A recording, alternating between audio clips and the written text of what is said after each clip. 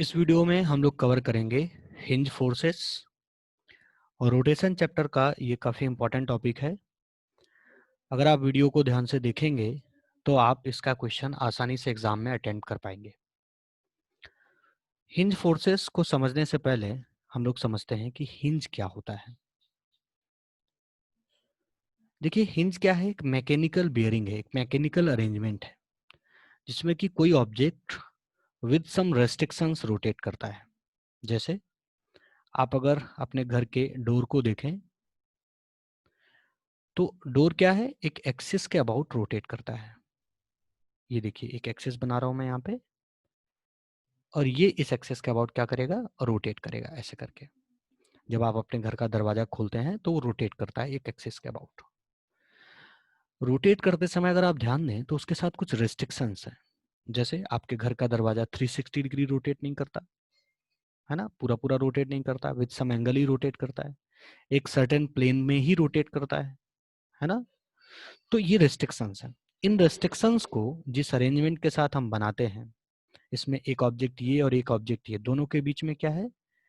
एक ज्वाइंट है ना। तो जो ज्वाइंट है वो ये है, आप यहाँ पर देख पा रहे होंगे। ये अगर आप अपने घर के दरवाजे को देखें तो ये ज्वाइंट आपको दिख रहा होगा। ये जो ज्वाइंट आप यहाँ पर देख रहे हैं इसी को हम लोग कहते हैं हिंज। क्या कहते हैं? हिंज। तो हिंज क्या? एक मैकेनिकल बियरिंग है, एक मैकेनिकल अरेंजमेंट है in which object rotates with some restrictions. एक एग्जांपल और लें और आपको समझाते हैं हिंज क्या होता है। जैसे अपने वॉल पे एक ऐसे करके मैं यहाँ पे एक अरेंजमेंट बना रहा हूँ, आप उसको समझने का प्रयास करिए। यहाँ पे एक रॉड हिंज कर रहा हूँ मैं, ठीक है, ऐसे करके। ये देखिए, ये मैंने रॉड यहाँ पे हिंज कर दिया। अब अगर इस रॉड को मैंने यहाँ हिंज कर दिया तो आप पता है आप रॉड ऐसे रोटेट करा सकते हैं और ऐसे रोटेट करा सकते हैं, इसी प्लेन में आप रोटेट करा सकते हैं। तो रोटेशन करा सकते हैं विद सम रेस्ट्रिक्शंस। तो यहाँ पर जो ये अरेंजमेंट आप देख रहे हैं, ये जो मैकेनिकल अरेंजमेंट आप यहाँ देख रहे हैं, इसी को हम लोग क्या कहेंगे? हिंज कहेंगे। हिंज कैसा होता है इसके बारे में डिटेल में आपको नहीं जानना, बस आपको ये जानना है कि एक मैकेनिकल अरेंजमेंट है जिससे कि हम किसी एक बॉडी को विद सम रेस्ट्रिक्शंस रोटेट कराते हैं। ओके, इसके बारे में डिटेल स्टडी आपको मैकेनिकल इंजीनियरिंग में मिलेगी। तो अभी केवल इतना ही जानना आपके लिए सफिशिएंट है। आगे बढ़ते हैं और समझते हैं हम लोग कि हिंज फोर्स क्या होते हैं। देखिए, हिंज फोर्स को समझने के लिए आपको एक एग्जांपल देता हूं, आपको बेहतर ढंग से समझ में आएगा। मान लो हमारे पास एक स्क्वायर प्लेट है, ऐसे करके। ये हमारे पास एक स्क्वायर प्लेट है। ओके, ये एक स्क्वायर प्लेट है। थोड़ा और बेहतर बनाता हूं इसको। ये एक स्क्वायर प्लेट है हमारे पास। ओके, इस स्क्वायर प्लेट को हमने इसका एक एंड एक थ्रेड से बांध के ऐसे हमने कनेक्ट कर दिया रूफ के साथ। इसका वेट कहाँ काम करेगा? नीचे। तो आपको पता, अगर मैंने ऐसे ही छोड़ दिया इसको तो क्या कर जाएगा? ये रोटेट कर जाएगा टॉर्क की वजह से। लेकिन मैंने इसका जो दूसरा एंड था, जो लेफ्ट एंड था, उसको मैंने हिंज्ड कर दिया, ऐसे करके एक हिंज लगा दिया यहाँ पे। तो अभी क्या होगा? अभी रोटेशन नहीं होगा और ये एक इक्विलिब्रियम कंडीशन में होगा। अब सोचकर देखिए कि यहाँ पर आपको पता है कि इस थ्रेड में टेंशन फोर्स लगेगा और टेंशन फोर्स हमेशा थ्रेड के अलॉन्ग ही लगता है। तो कोई ना कोई फोर्स यहाँ पर जरूर हिंज में काम लग कर रहा है जो कि इसके रोटेशन को रोके हुए है, और वो एक तरीके का रिएक्शन फोर्स जैसा है ना, रोके हुए है, बैलेंस किए हुए है, कांटेक्ट में है। तो इसको हम लोग कई बार कांटेक्ट फोर्स कहते हैं या कांटेक्ट रिएक्शन फोर्स भी कहते हैं, रिएक्शन फोर्स भी कहते हैं, हिंज रिएक्शन फोर्स।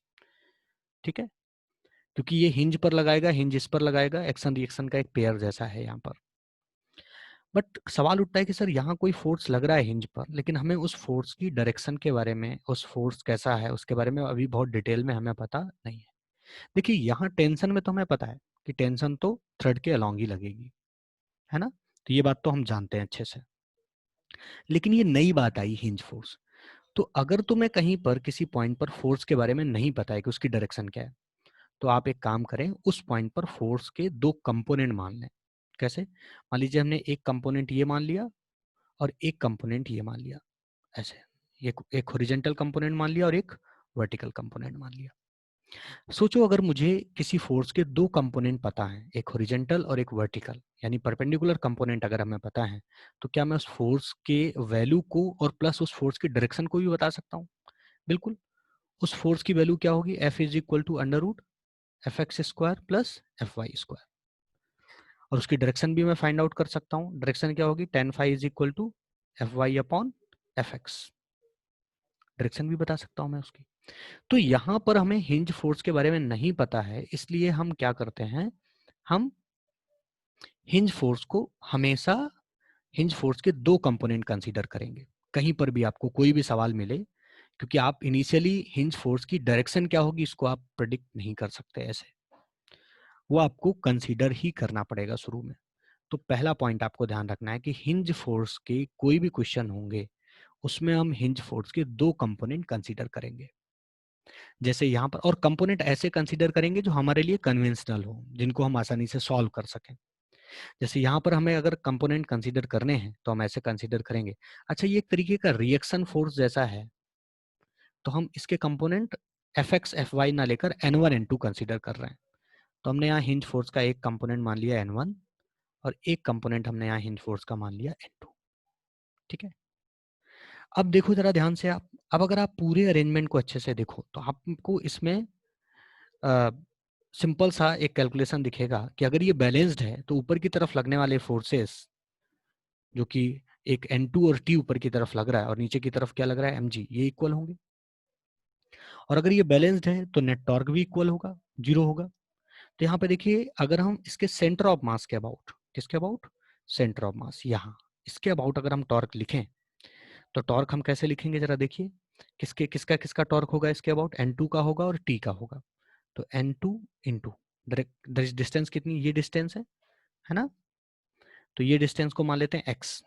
अच्छा ये डिस्टेंस और ये डिस्टेंस इक्वल होंगी, ओके। तो N2 into X is equal to T into X, और दोनों की डायरेक्शन कैसी होंगी? अपोजिट होंगी, आप आर क्रॉस एफ से देख सकते हो। तो यहाँ से आपको पता लग जाएगा अगर टॉर्क बैलेंस है तो N2 इज इक्वल टू क्या निकल के आएगा? टी। ये वैल्यू आप ऊपर वाली इक्वेशन में रख देंगे तो आपको मिलेगा 2N2 is equal to mg, और N2 इज इक्वल टू क्या मिल जाएगा आपको? mg/2। अगर आप इक्विलिब्रियम को ध्यान से देखें तो इसमें हॉरिजॉन्टल डायरेक्शन में, यानी इस डायरेक्शन में कोई भी फोर्स नहीं लग रहा है। कोई भी फोर्स लगने का मतलब समझ रहे हैं? नेट फोर्स इधर क्या है? जीरो है, क्योंकि इधर की तरफ कोई मोशन नहीं हो रहा है ना, केवल N1 काम कर रहा है। तो अगर केवल N1 होगा रियलिटी में तो मोशन करेगा, तो इसलिए N1 की वैल्यू क्या होगी? जीरो, क्योंकि हॉरिजॉन्टल डायरेक्शन और वर्टिकल डायरेक्शन में कोई एक्सेलरेशन ही नहीं है ना, बॉडी कहीं मूव ही नहीं कर रही है। तो ऐसे ही तो हम लोग लिखते हैं ना, आपको पता होगा एफ नेट है ना अलोंग द एक्स एक्सिस, अगर बैलेंस्ड है तो जीरो होना चाहिए, और F net along the Y axis हम लोग क्या करते हैं? जीरो करते हैं। वही मैंने किया यहाँ, ये मैंने किसके अलोंग लगाया? वाई एक्सिस के अलोंग। ठीक है, तो एक बात आपको समझ आ गई होगी कि N1 की वैल्यू इस केस में कितनी निकल के आएगी? जीरो। हर बार N1 की वैल्यू जीरो आएगी ये जरूरी नहीं है, इस पर्टिकुलर सिंपल एग्जांपल में हमारे N1 की वैल्यू क्या आ रही है? जीरो।